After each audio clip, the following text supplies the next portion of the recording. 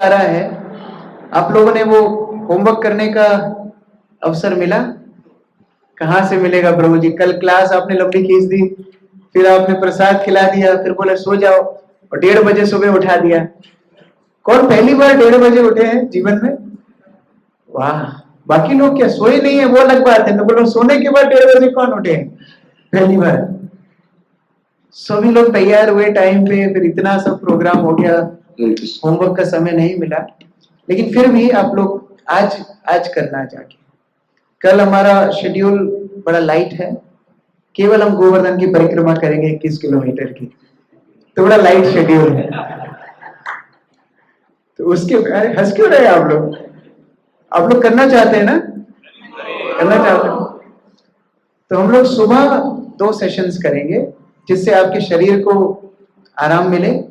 मानसिक प्रताड़ना थोड़ी होगी क्योंकि आपको क्लास सुनना पड़ेगी, लेकिन शरीर कम से कम रिलैक्स रहेगा। और फिर शाम को हम लोग परिक्रमा करेंगे, क्योंकि तब तक धूप भी नहीं रहेगी, फिर चलने में आसानी रहेगी। धूप में आज चलना कितना मुश्किल हो रहा था, तो शाम को धूप नहीं रहेगी, हम लोग शाम को परिक्रमा करेंगे। वैसे यात्रा का एक नियम है, यात्रा means austerity for the body, torture for the mind, food for purification for mind and ecstasy for soul. तो केवल आनंद किसको मिलने वाला है? आत्मा को ही मिलने वाला है, शरीर और मन को प्रताड़ना ही मिलने वाली है। ये यात्रा का नियम है। और हमको बोला भी जाता है, सुमंगल माधव प्रभु मुझे शेड्यूल बनाते समय हमेशा बोलते हैं, बोले प्रभु जी थकाओ सबको, ये थकेंगे नहीं तो इनको लगेगा नहीं कि ये यात्रा में आए, तो जानबूझ के थकाना पड़ता है, ऐसा नियम है यात्रा का। लेकिन आत्मा के लिए आनंद है। तो जो भी हो, अभी हम लोग थोड़े प्रश्न लेंगे, उसके बाद आगे बढ़ेंगे। Yes, the time. Hare Krishna Prabhu ji, धन्यवाद प्रणाम। प्रभु जी मेरा क्वेश्चन था कि पितृलोक का आपने भी चर्चा करी जो, तो ये किस लेवल पे, मतलब कहाँ, मतलब कैसे क्या रहता है ये? थोड़ा विषय से अलग सवाल है, इसलिए मैं विस्तृत में नहीं बताऊंगा। ये भू और भूवर के बीच में है, जो हम बोलते हैं भू भुव स्वहा, स्वर्ग और भूमंडल के बीच में पितृलोक आते हैं। तो जैसे चंद्रलोक इत्यादि उधर पितृलोक भी हैं। देवताओं के जैसे वहां पर सुविधाएं पितरों को मिलती हैं, और जितने समय तक पिंडदान पुत्र करता है या वंशज करते हैं, उतने समय तक उनको वहां पर एंट्री मिलती है। जिस दिन मांस भक्षण इत्यादि बच्चे करने लगते हैं, उनको धक्के मार के पितृलोक से बाहर निकाल दिया जाता है। कोई बोलेगा अरे हमारी क्या गलती, हमको क्यों निकाल रहे हो? आपको इसलिए निकाल रहे हैं कि आप अपने बच्चों को सिखा के क्यों नहीं आए, इसलिए आपको निकाल रहे हैं। और वहां पर 6 महीने बराबर हमारा जो समय है, उनका 1 दिन होता है, और उतना ही 1 रात, अर्थात 1 साल में हमारा जो 1 साल है, उनका 1 दिन है। तो इसलिए पिंडदान जो श्राद्ध होता है, साल में 1 बार किया जाता है, जिससे उनको डेली मिलता रहे। और जब हम मिस करेंगे, वो उस दिन भूखे रहेंगे, फिर पितृदोष लगता है। तो जो भी हो, ये कर्मकांडी बात है, लेकिन जो वैष्णव बनते हैं वो किसी के लिए ऋणी नहीं होते। कृष्ण भक्ति करते हैं तो फिर आपको मतलब पिंडदान, फिर तो नाचने लगते हैं। जिस दिन यहाँ पर आपने माला पे हरे कृष्ण कृष्ण कृष्ण हरे हरे, हरे राम राम राम हरे हरे, ये जब शुरू कर दिया, वहां पितृ नाचने लगते हैं, हमारा उद्धार होने वाला है अभी। क्योंकि ये भक्त बनेगा, भगवान के आशीर्वाद स्वरूप में हमारी 21 पीढ़ी सब तरने वाली है, तो वो लोग नाचने लगते हैं। तो अलग से कोई प्रयास नहीं करना पड़ता। देवर्षि भूता प्रणाम पितृणाम भागवत में है, जो भगवान मुकुंद का आश्रय लेते हैं उनको कोई ऋण नहीं होता, वो सारे ऋण से मुक्त हो जाते हैं, भगवान उनकी जिम्मेदारी लेते हैं। हरे कृष्ण प्रभु,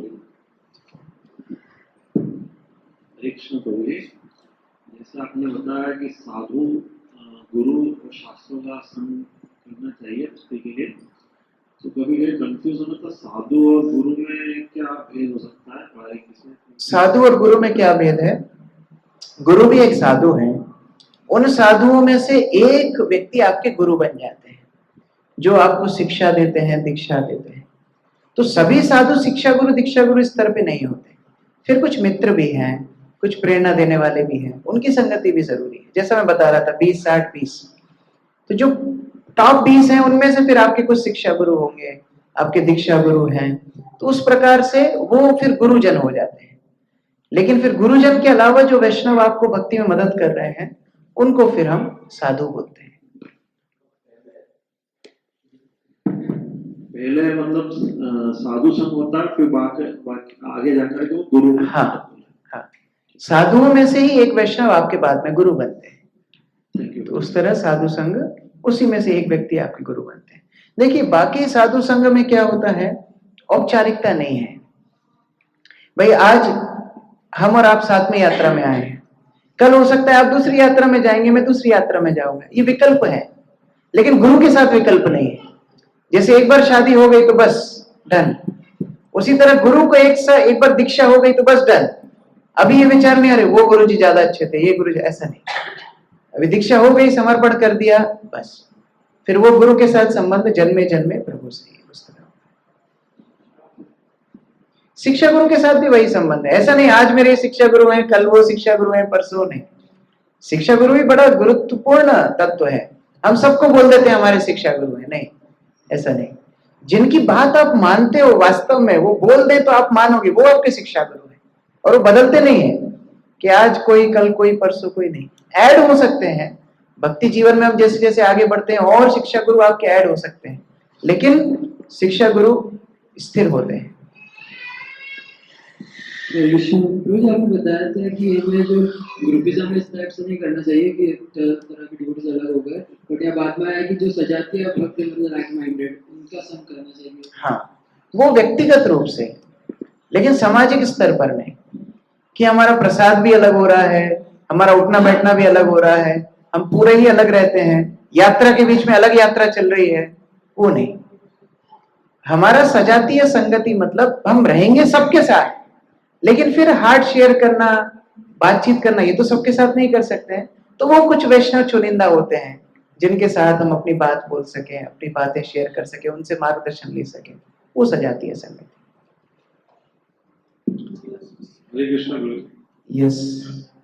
तो जो मेरे दो क्वेश्चन है, फर्स्ट क्वेश्चन इज कि जब आपने बताया जैसे साधु संग करना चाहिए, तो आपने तीन टाइप बताया कि हमें 20% बड़े भक्तों के साथ जो जिनसे हम इंस्पिरेशन ले सकें, जिनका हम आचरण को पालन कर सकें, 60% फ्रेंड्स से 20% विद लो डिवोट, मतलब उनके साथ। तो मित्रता में भी मैंने 3 चीज बताई है, सजातीय, स्निग्ध और सतोवर।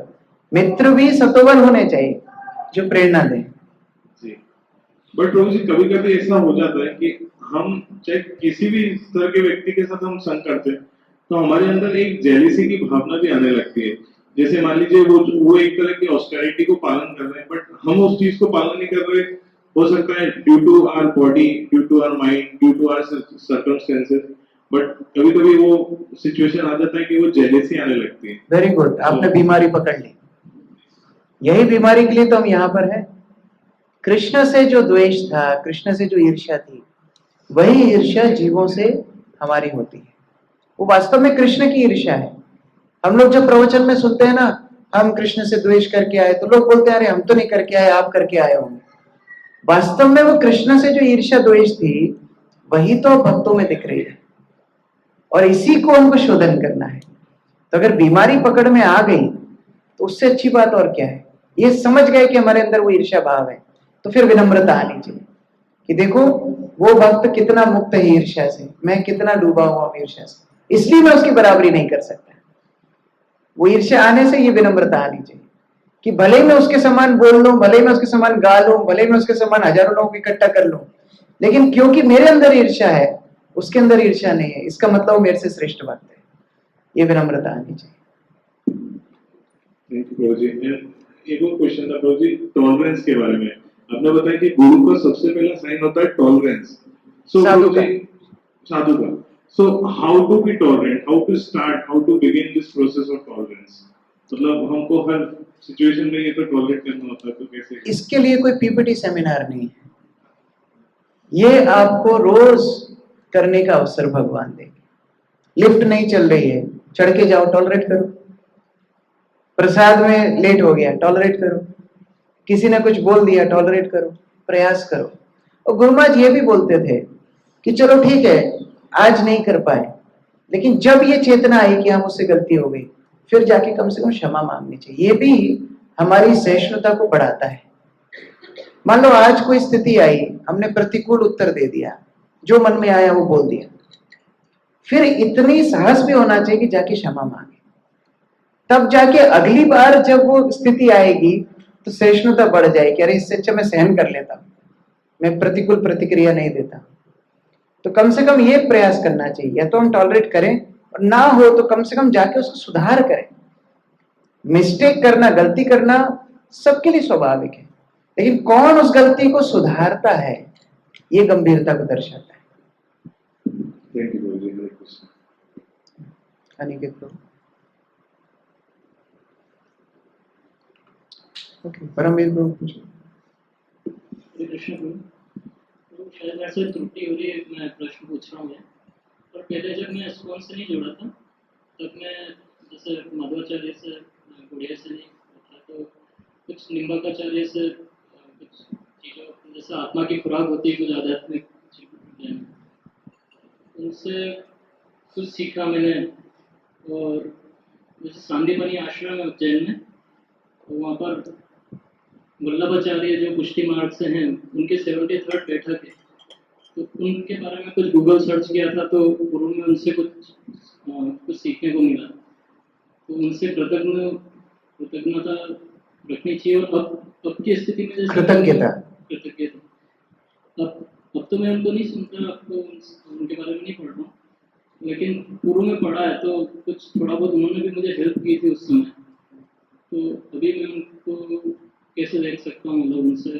देखिए, कल हम लोग चर्चा कर रहे थे, हमारे भक्ति जीवन में हम जो आए हैं, बहुत सारे वैष्णव, बहुत सारे अवैष्णव, बहुत लोगों का सहयोग है। आज आपकी माता आपको बोलना नहीं सिखाती तो आप भक्ति कैसे करती? आज आपकी टीचर आपको लिखना नहीं सिखाती तो आप आज जो नोट्स आप बना रहे हो वो कैसे बनाते? आज आपने जो पढ़ाई की है, आप प्रोफेशन कर रहे हो, उससे आपका धन कमा रहे हो, उससे तो आप वृंदावन यात्रा में भी आए हो, तो क्या उनका सहयोग नहीं है? सबका सहयोग है। जिसने रेलगाड़ी बनाई, उस रेल में आप बैठ के आए तो उसका सहयोग आपकी भक्ति में नहीं है। वो टोटो वाला जो आपको यहाँ छोड़ के गया, उसका क्या सहयोग नहीं है? सबका सहयोग है। लेकिन हमको देखना है कि स्तर अब किधर जा रहा है। जैसे क्या आप अपनी नर्सरी वाले टीचर के लिए कृतज्ञ नहीं हो कि उसने आपको कुछ सिखाया, उसने आपको फ्रूट्स क्या है, वेजिटेबल्स क्या है, ये सब सिखाया? फिर आपकी केजी की टीचर के लिए कृतज्ञ नहीं हो? फर्स्ट क्लास की टीचर के लिए कृतज्ञ नहीं हो? सेकंड, थर्ड, फोर्थ, फिफ्थ, सबके लिए कृतज्ञ हो। आज भी बाजार में आपकी 5th क्लास की टीचर आपको मिल जाए, क्या आप उनको नमस्कार नहीं करोगे? करोगे। लेकिन क्या आप आज भी वो 5th क्लास की टीचर से ही पढ़ते रहोगे? ये अंतर है। तो अभी स्तर के हिसाब से फिर शिक्षा लेनी चाहिए।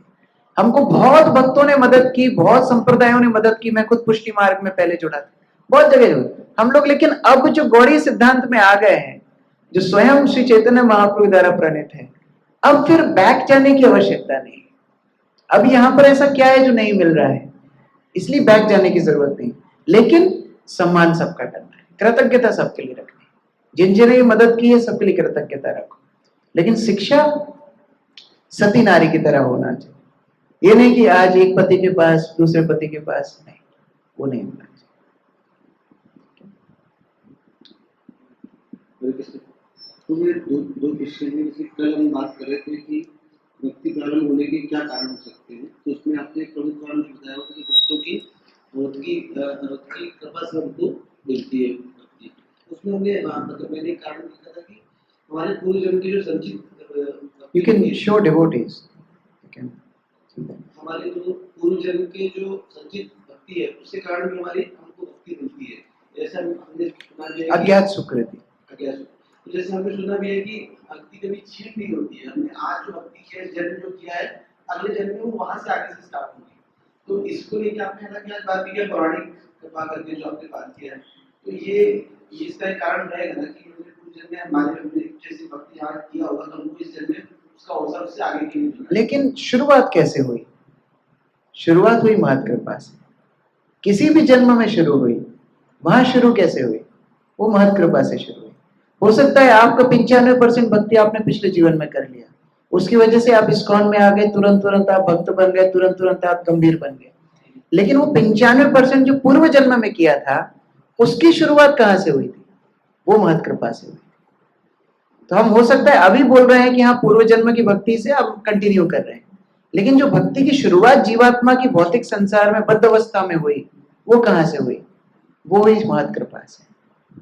वो बात जैसे रियलाइजेशन था एक्चुअली में, जैसे अभी जैसे फर्स्ट डे हम लोग जब लोग सीट का एलोकेशन हो रहा था बस में, तो कई सूरत के भी भक्त थे, तो हम लोग एकदम वृद्ध लोग थे वो, तो हमको आइडियली एक तरीके से हम लोग पीछे बैठना चाहिए था, हमको आगे बैठने देना चाहिए था।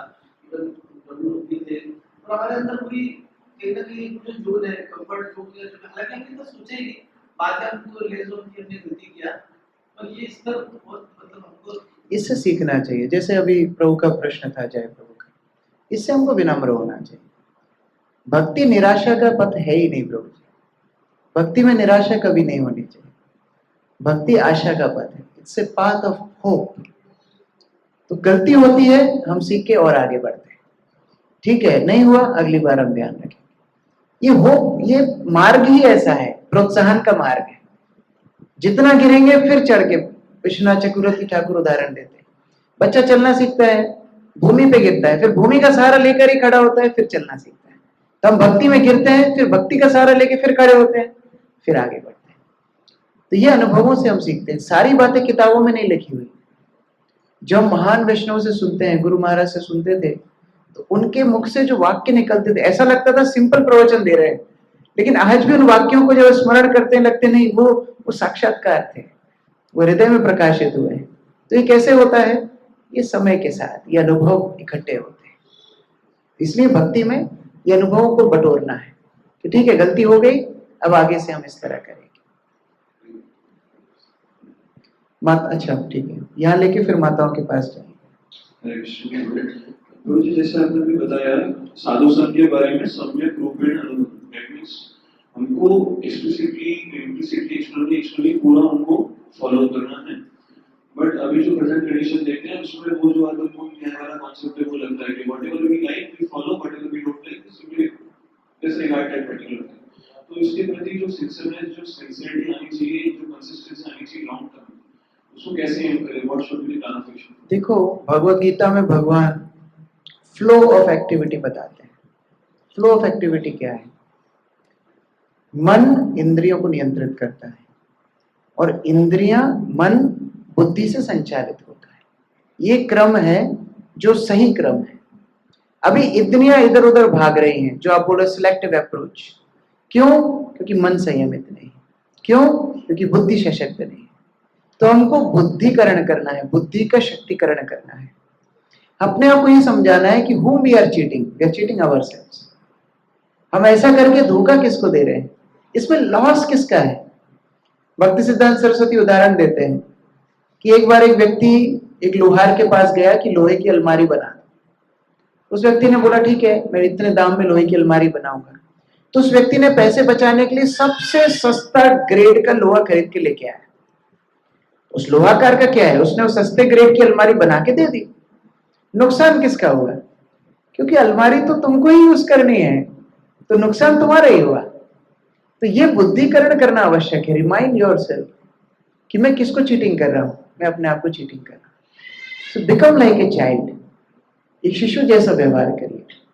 बच्चा अपने माता पिता को सिलेक्ट नहीं करता, वो जो सिखाते हैं सीखता जाता है, सीखता जाता है। और फिर समय आता है जब माता पिता ही उसको स्वतंत्रता देते हैं। लेकिन वो स्वतंत्रता अगर पहले ही दे देंगे तो वो अपने आप की हानि कर देगा।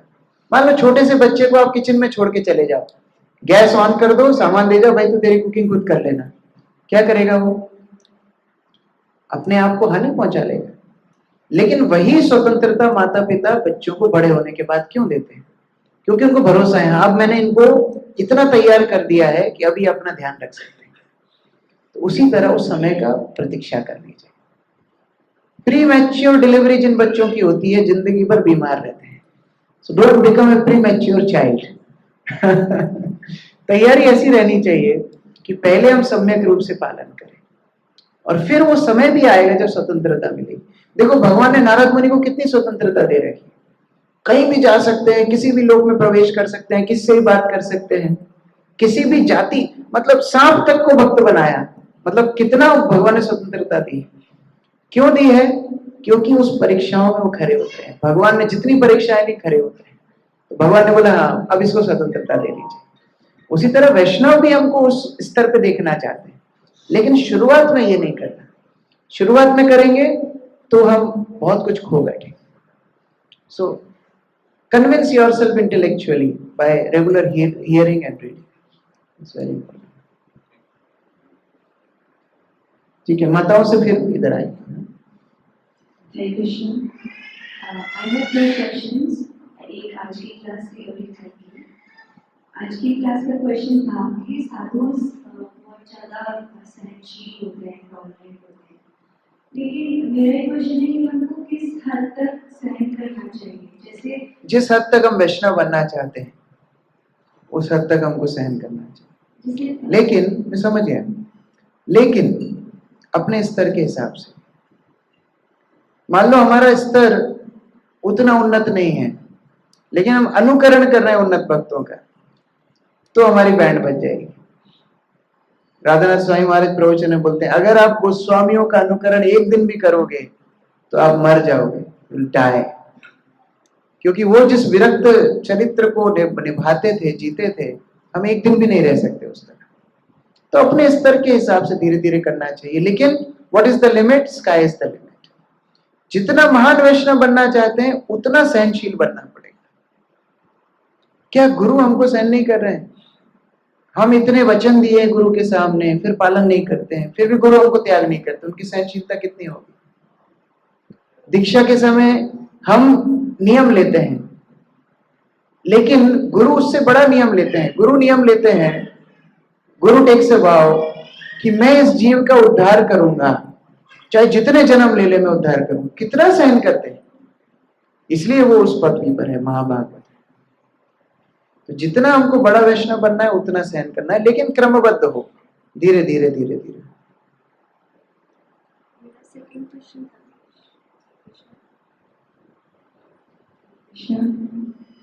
मेरा सेकंड क्वेश्चन था लास्ट क्लास से।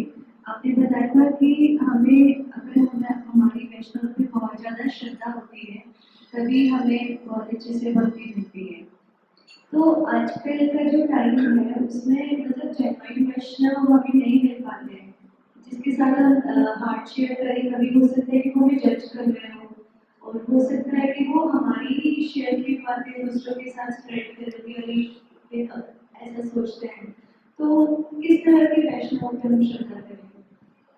दूध का जला छाछ भी फूक फूक कर पीता है। तो हो सकता है ऐसे अनुभव वैष्णव समाज में हमको हो, जहाँ हम अच्छे इन गुड फेथ, अच्छे विश्वास से कुछ वैष्णव कुछ बात बताएं और वो 15 जनों में फैला दें, या हम कोई बात ऐसी अपनी शेयर करें जिससे वो हमारी हानि कर दें। ऐसा कई बार होता है। या हम अपनी बात बड़े विश्वास से उनको बताएं और वो हमें ही जज करके हमें ही नीचा दिखाने लगे, ऐसा भी होता है। लेकिन इसका मतलब ये नहीं है कि असली वैष्णव नहीं है, ऐसा नहीं।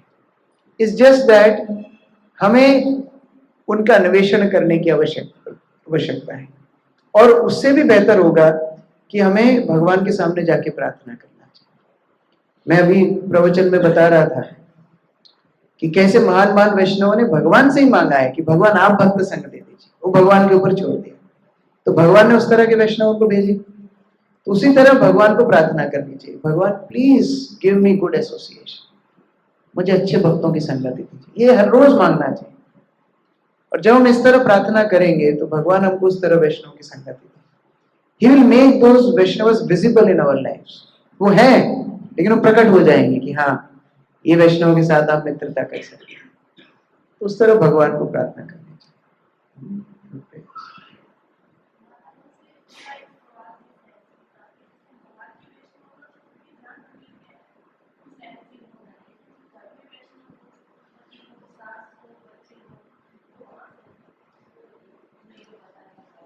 बोले बाहर के वैष्णव के साथ तो हम एकदम टिप टॉप रहते हैं, लेकिन जो घर के वैष्णव है उनकी हम शामत ला देते हैं। अरे तुम कैसे वैष्णव हो, यहाँ गंदा छोड़ के चले गए? अरे तुम कैसे डिवोटी हो, तुम ऐसे खाते हो, ऐसे पीते हो, ऐसे सोते हो? नहीं, कृष्णेर संसारामी विषय प्रहारी, भालो मंद नहीं जानी सेवा मात्र करी, कृष्णेर संसारामी विषय प्रहारी। ये कृष्ण का परिवार है, मेरा परिवार है, ये चेतना होनी चाहिए, तब आपके परिवार के संबंध और मधुर हो जाएंगे। ये विचार रखना बड़ा आवश्यक है। हमने कई वैष्णवों को देखा है, पति पत्नी है लेकिन साथ में वैष्णव व्यवहार करते हैं, एक साथ वैष्णव के जैसे रहते हैं, पिता पुत्र दोनों वैष्णव हैं, दोनों एक दूसरे को प्रणाम करते हैं। मैं कई उदाहरण देखे, जैसे कलकत्ता में एक बहुत सीनियर भक्त हैं दयाराम प्रभु, उनकी पत्नी है प्रेम मंजरी माता जी, इतने आदर्श गृहस्थ हैं, दोनों पति पत्नी है लेकिन एक दूसरे को वैष्णव की तरह देखते हैं। माता जी प्रभु जी को, क्योंकि इस्कॉन की इतनी सेवा उन्होंने की है, बिल्कुल गुरु रूप में स्वीकार करती है, और प्रभु जी भी माता जी को अपना प्रीचिंग पार्टनर, अपना सर्विस पार्टनर मानते हैं। ऐसा नहीं मेरी पत्नी है, ऑर्डर नहीं चलाते हैं, अपना एक, जैसे दो भक्त साथ में प्रचार करते हैं ऐसे उनको मानते हैं कि हम साथ में प्रचार कर रहे हैं।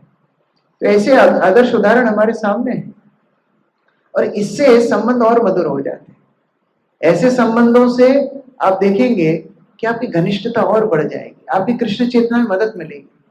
इसलिए गृहस्थ जीवन वास्तव में भक्ति के अनुकूल है, क्योंकि आपके पास वैष्णव आपके साथ रह रहे हैं।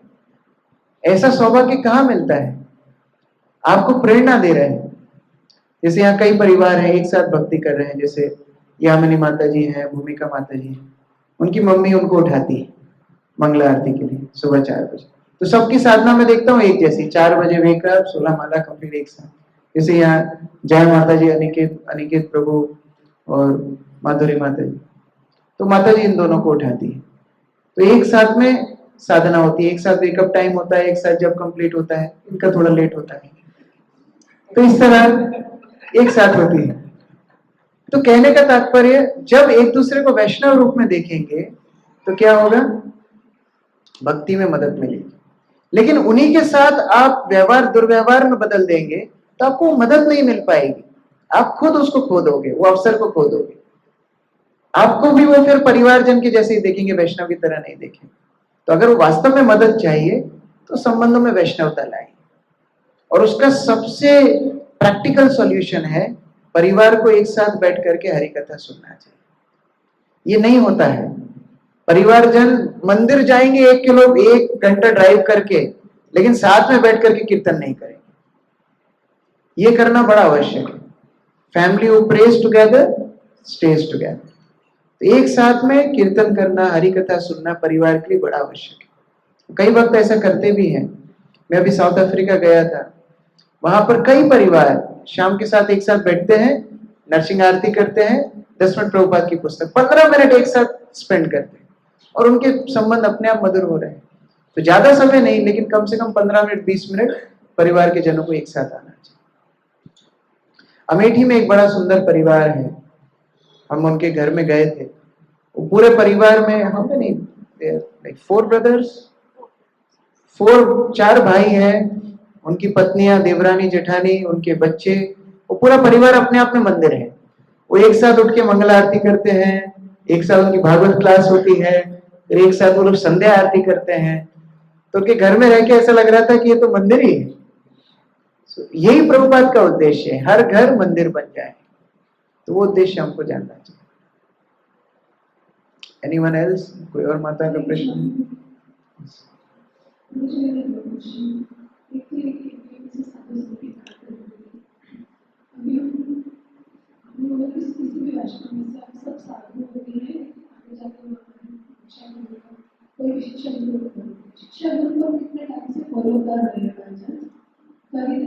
लेकिन कभी होता है कि ऐसे कोई बात हमें उनकी पता चलती है तो अंदर से बड़ा एकदम से फील ऐसे होता है कि ऐसा भी हो सकता है, तो उसको कैसे मेंटेन करें? देखिए, कल हमने चर्चा की थी, शिक्षा गुरु हो चाहे दीक्षा गुरु, वो सुपरमैन नहीं है, उससे गलतियां होंगी। वो भी अपनी साधना में प्रयास कर रहे हैं, वो भी आगे बढ़ने का प्रयास कर रहे हैं, और ये भौतिक जगत है, इसमें कुछ ना कुछ दोष हमेशा रहेगा, हमेशा रहेगा।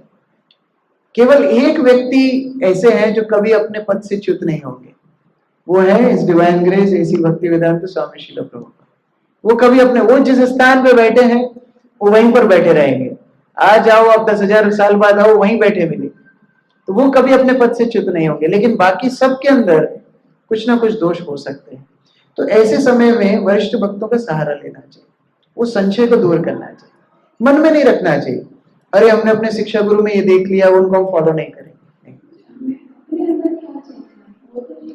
नहीं, ये गलत है। आप ये मत सोचो कि हम ही गलत है। हो सकता है वास्तव में गलती उस साइड में हो, तो आप उसको क्लैरिफाई करो, आप उनको वरिष्ठ भक्तों के पास जाके चर्चा करो, और इस भाव से कि चुगली नहीं, लेकिन हम सॉल्यूशन ओरिएंटेड, कि हमने ये देखा है और कैसे इसको समझे।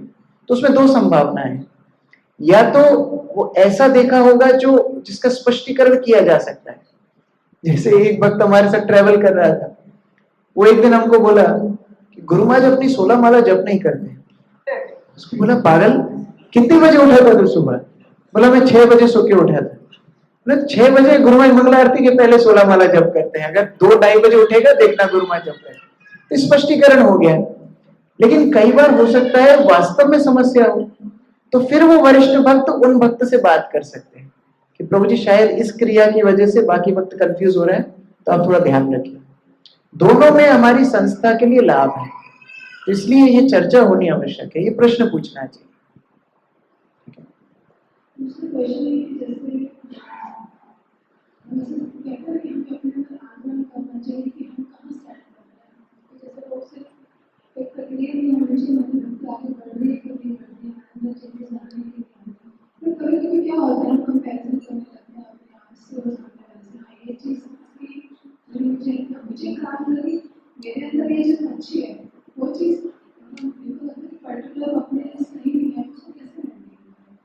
देखो, मानो कई लोग कुंभ मेला में एक साथ नहाते हैं, है ना? एक दूसरे को चिढ़ा रहे हैं, अरे देख तेरे हाथ में गंदा लगा है, अरे देख तेरे पैर में गंदा लगा है, अरे तेरे सिर में गंदा लगा है। अभी नहाने की प्रक्रिया पूरी नहीं हुई है, वो लोग अभी भी नहा रहे हैं। भाई उनको ये सर्टिफिकेट थोड़ी मिल गया कि आज से आप महाभागवत शुद्ध भक्त बन गए। वो साधक है, साधक मतलब बीमारी अभी भी है, तो वो समस्याएं तो रहेंगी ही रहेंगी। हम लोग वॉइस में जब थे एक साथ, एक हमारा कुंभ मेला बाथरूम था। कुंभ मेला बाथरूम में ऐसे 4-5 नल लगे थे, और 4:15 बजे तैयार होना होता था, तो एक साथ नहाते थे नल के नीचे। तो एक दूसरे से चिढ़ाने से मौका नहीं मिलेगा कि अरे तू गंदा तू गंदा तू गंदा। नहाने के बाद अगर कुछ गंदा लगा है तो बात करी जानी चाहिए। तो साधक स्तर पे अपेक्षा ही रखो कि गंदगी है, ये अपेक्षा ही रखनी चाहिए कि कुछ ना कुछ दोष रहेंगे, कुछ चीजें हमको समझ में आएंगी, कुछ समझ में नहीं आएंगी, लेकिन फिर भी हमको साथ में आगे बढ़ना है। ये हमारा आउटलुक होना चाहिए।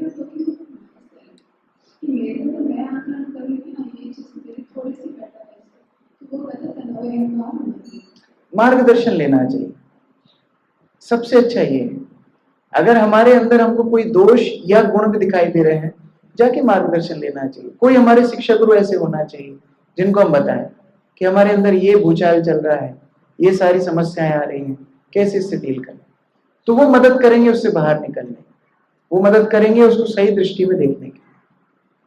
ठीक है,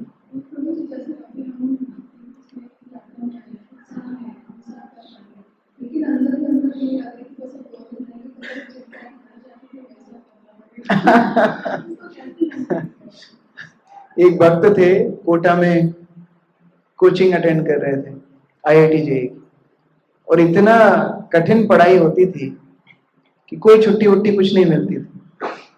तो गुरु महाराज की व्यास पूजा में आए, और व्यास पूजा के दिन मंगला आरती में रो रहे थे, चोर चोर आंसू बह रहे। तो सबको लग रहा था ये तो बड़ा महान भक्त है, ये क्या भाव है भगवान। गुरु महाराज को देख, गुरु महाराज आरती कर रहे थे मदन मोहन की, बोले देख करके इसके झरझर आंसू बह रहे हैं, बड़े बड़े महान भक्तों के आंसू नहीं बहते। तो उसको एक भक्त ने कोने में लेके पूछा, भाई तू क्यों रो रहा है, क्या तुझे क्या भाव आ रहा है? बोले याद आ रहा है वो 2 दिन बाद अभी कोचिंग में जाके टीचर पढ़ाएंगे, उनको तो सोच करके रोना आ रहा है। तो वास्तव में ये स्वाभाविक है कि जब हम भक्त संघ में होते हैं, ऐसे परिवेश में होते हैं, तो जाने की इच्छा नहीं होती है।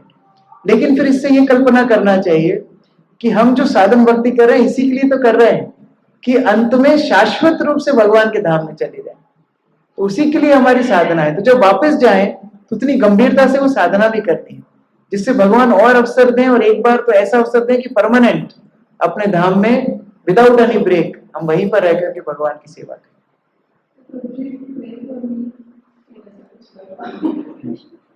हरी हरी। और कोई प्रश्न? इधर रेखा माता जी।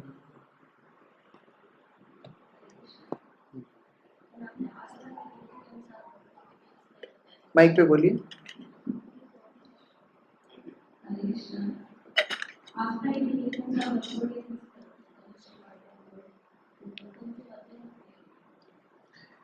आस्था के आधार पर 3 स्तर हैं। कनिष्ठ मतलब जिसकी कोमल श्रद्धा है, जो केवल ये सोचता है, हमने दूसरे संदर्भ में कल बताया था, आज दूसरे संदर्भ में बता रहे हैं, जो ये सोचता है कि केवल मैं ही भक्त हूं, मैं ही अच्छा भक्त हूं, बाकी सब देखो कितने ढीले ढाले हैं। मध्यम भक्त ये सोचता है नहीं, मैं भक्त नहीं, मुझसे भी अच्छे भक्त हैं, उनकी संगति मुझे करनी चाहिए। जो भगवान को प्रेम नहीं करते उनसे मैं दूर रहूंगा, भक्तों की मैं सेवा करूंगा, भगवान से मैं प्रेम करूंगा, और जिनको भी प्रचार कर सकता हूं उनको भी प्रचार करूंगा। लेकिन उत्तम भक्त क्या सोचता है, केवल मैं भक्त नहीं हूं, बाकी सब भक्त है, ये उसका विचार होता है। तो वो सबको अपने से उत्कृष्ट मानता है। इसलिए उत्तम अधिकारी प्रचार नहीं कर पाता, क्योंकि वो जिसके पास जाता है उसको लगता है ये मेरे से उत्तम है। तो वो कभी कभी मध्यम स्तर पे आते हैं प्रचार करने के, कि मुझे अपना उत्तम स्तर छोड़ना पड़ेगा इनका उद्धार करने के लिए, प्रचार करने के लिए। तो उस तरह 3 स्तर है।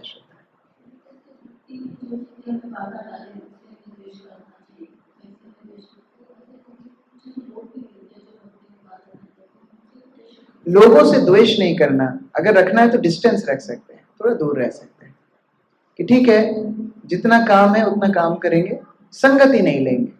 संगति लेना मतलब उनके विचार लेना, उनकी बात मानना। हम अपने गुरु की बात मानेंगे, अपने भक्तों की संगति करेंगे, उनकी संगति नहीं करेंगे। अब कोई कंपनी में जा सकता है, काम कर सकता है, वो अपना कार्य करके वापस आ जाएगा, संगति नहीं लेगा।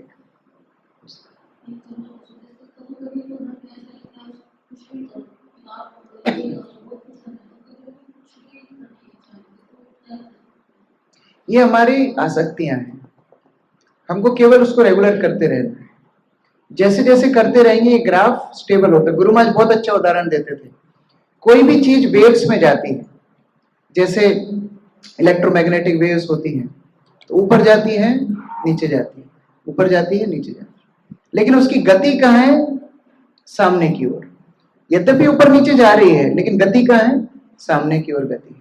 उसी तरह कभी कभी भक्ति में बहुत उत्साह आता है, कभी कभी बिल्कुल उत्साह नहीं आता, फिर कभी कभी बहुत उत्साह, अभी हम आगे चर्चा करने वाले हैं इसका, बहुत उत्साह आता है।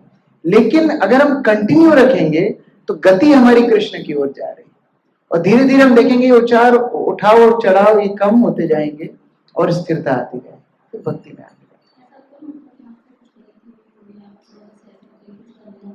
आगे देखने वाले हैं नेक्स्ट भजन क्रिया में।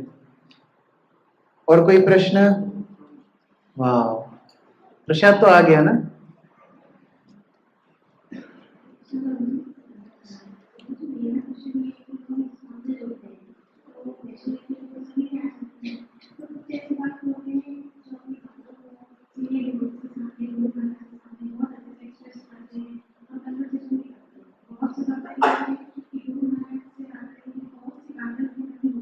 साधु की आंखों में एक्सरे मशीन होती है, वो आपके शब्द नहीं आपकी चेतना देखते हैं।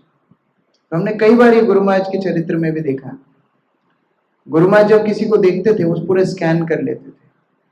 कई बार तो व्यक्ति को बोलना नहीं पड़ता था, वो समझ जाते थे, और कई बार व्यक्ति बोलता कुछ और था, गुरु महाराज उत्तर कुछ और देते थे, क्योंकि गुरु महाराज को पता है इसके अंदर क्या चल रहा है। सेम क्वेश्चन 2 वक्त पूछेंगे, गुरु महाराज अलग अलग उत्तर देते थे, क्योंकि साधु के अंदर वो एक्सरे मशीन होती है। एक बार हम एक स्थान पे गए और वो भक्त बहुत समय से गुरु महाराज को सेवा करता आ रहा था, बहुत पुराना शिष्य था। और गुरु महाराज जब उस शहर में जाते थे, गुरु महाराज उनको हमेशा प्रेम करते थे, लेकिन उस बार वो नीचे उतरे कार से, उसकी तरफ देखे भी नहीं, दूसरे भक्तों से बात किए, दूसरे भक्तों को सब प्रेम दिया, उसकी तरफ देखे भी नहीं, और वो लीडर था उस समुदाय का। गुरु महाराज जब अपने कक्ष में गए तो हम सामान जमा रहे थे, तो खुद से बोले, आपको पता है मैंने उसको बात क्यों नहीं किया? क्योंकि उसके अंदर अहंकार आ गया। तो जब किसी के अंदर अहंकार आता है मैं उसकी उपेक्षा करता हूं। तो ऐसे जरूरी नहीं माला लेके सबसे आगे खड़े रहोगे तो गुरु कृपा करेंगे, ऐसा नहीं है। तो बोल पाए नहीं बोल पाए वो महत्वपूर्ण नहीं है, विचार शुद्ध होना चाहिए। फिर गुरु उस भाव को समझते हैं, भक्त लोग उस भाव को समझते हैं। ओके, माताओं से एक लास्ट क्वेश्चन और फिर प्रभु से एक लास्ट क्वेश्चन।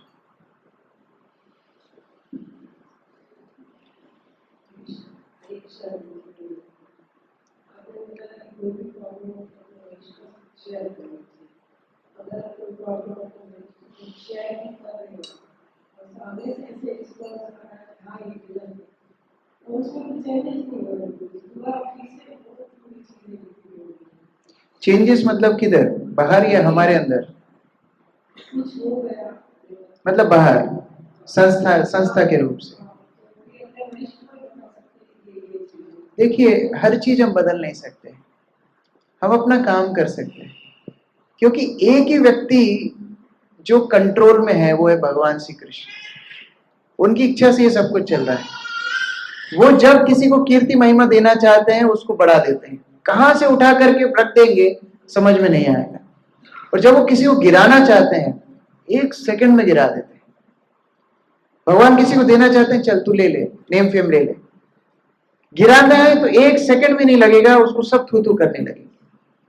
तो प्रतीक्षा करनी चाहिए। आप अपना कर्तव्य करो, जो आपने बोल दिया, उसके बाद छोड़ दो, बाकी भगवान देख लेंगे। ये इस्कॉन संस्था कृष्ण की संस्था है, ये हमेशा प्योर रहने वाली है। अब ये भगवान की टेंशन है, वो इसको प्योर कैसे रखेंगे, तो उनके ऊपर छोड़ दीजिए। लास्ट क्वेश्चन प्रभुओं की तरफ से।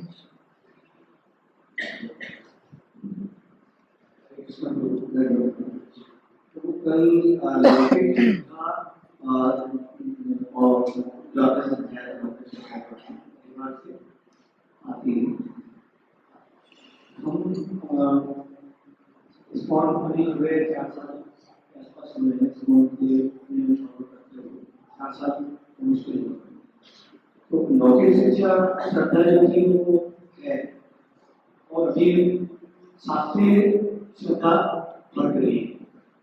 तो लौकिक श्रद्धा और शास्त्रीय श्रद्धा में कई बार मन में कंफ्यूजन कंफ्लिक्ट पैदा होते हैं, क्योंकि कई बार आंसर ऐसे प्रॉपर तरीके से नहीं मिलता। हालांकि ये चीज अब क्लियर होती जा रही है कि शास्त्रीय श्रद्धा ही फाइनल श्रद्धा है। तो थोड़ा सा लोग इसको भगवान नंद महाराज को नहीं छोड़े इस मैटर में। नंद महाराज को भगवान पूछे इंद्र की पूजा क्यों करते हो, तो नंद महाराज बोले हमारी परंपरा है। तो कृष्ण ने नंद महाराज को बोला कि कौन सी परंपरा है, लौकिक परंपरा है कि शास्त्रीय परंपरा है। वहां फंस गए, क्योंकि लौकिक परंपरा थी, शास्त्रीय परंपरा नहीं थी, वहां फंस गए। फिर भगवान ने प्रवचन दिया, समुद्र में बारिश हो रही है तो इंद्र की पूजा वहां कौन कर रहा है, तो इंद्र तो अपना काम कर रहा है, पूजा करना है तो गोवर्धन की करो। तो इसका मतलब क्या है, भगवान बता रहे हैं लौकिक श्रद्धा से ज्यादा महत्वपूर्ण है शास्त्रीय श्रद्धा, परमार्थ। तो जब दोनों में भेद हो तो चुनना कौन सा है, शास्त्रीय श्रद्धा। तब फिर अपने लोक विचार सब छोड़ देना चाहिए। जैसे कई लोगों की कई चीजें सीख करके आए, इस दिन बाल नहीं काटना, इस दिन नाखून नहीं काटना, इस दिन तुलसी नहीं तोड़ना, ऐसा नहीं करना। आज सुबह भक्तों मुझे बता रहे थे, द्वैत वट में एक भक्त ने पत्ते को हाथ लगाया, सब भक्त पत्ते को हाथ लगा रहे हैं, पता नहीं क्या मिलने वाला है पत्ते को हाथ लगा रहे। ये लौकिक श्रद्धा है, ये भेड़ चाल इसको हम बोलते हैं। कहने का अर्थ ये है, धीरे धीरे धीरे शास्त्रीय श्रद्धा में परिणत करना है। और वो कैसे होगी, प्रभुपाद की पुस्तक पढ़ने से और वरिष्ठ वैष्णव से हरि कथा सुनने से। बहुत कुछ तो फर्क पड़ा है, लेकिन अभी भी जो लंबे समय से जो अंदर दिमाग में बैठा हुआ है उसको बाहर करने को कम से कम शुद्धि तो शुरू हुई, कम से कम शुद्धि शुरू हुआ। शास्त्रों में बहुत क्लियर समझने में क्लियर आ रहा है, तो समझने में पूरा नहीं। एक बार जैसे एक गुरु ने अपने शिष्य को एक टोकरी दी, कोयला रखने की टोकरी, बोले इसमें पानी भर के लेके आ। तो शिष्य बोला, अरे गुरु महाराज को क्या हो गया, बूढ़े हो गए लगता है, टोकरी में थोड़ी पानी आएगा। पानी भर के लाता, रास्ते में गिर जाता, छन जाता है। फिर दूसरी बार भेजा, तीसरी बार भेजा, 4-5 बार भेज दिया। तो बोला गुरुजी क्या कर रहे हो आप, ये टोकरी में पानी नहीं आएगा। तो गुरुजी बोले टोकरी में पानी रखना भी नहीं था, देखो जो काली टोकरी थी बार बार पानी भरने से अब वो साफ हो गई। तो हमारी जो काला हृदय है, धीरे धीरे धीरे ये चीजें जाएंगी, ये विचार जाएंगे। इसलिए भगवान ने बोला है सर्व धर्मान परित्यज्य। पाप तो फिर भी छोड़ देंगे, जो तथाकथित धर्म पाले हुए हैं हमने, वो छोड़ना ज्यादा कठिन होता है। हरि हरि। सुमंगल माधव को आ गए हैं, अभी क्लास खत्म करनी चाहिए। जय श्री प्रभुपाद की, महाप्रसाद की, निताई गौर प्रेमानंदे। अच्छा, मुझे बहुत सारे भक्तों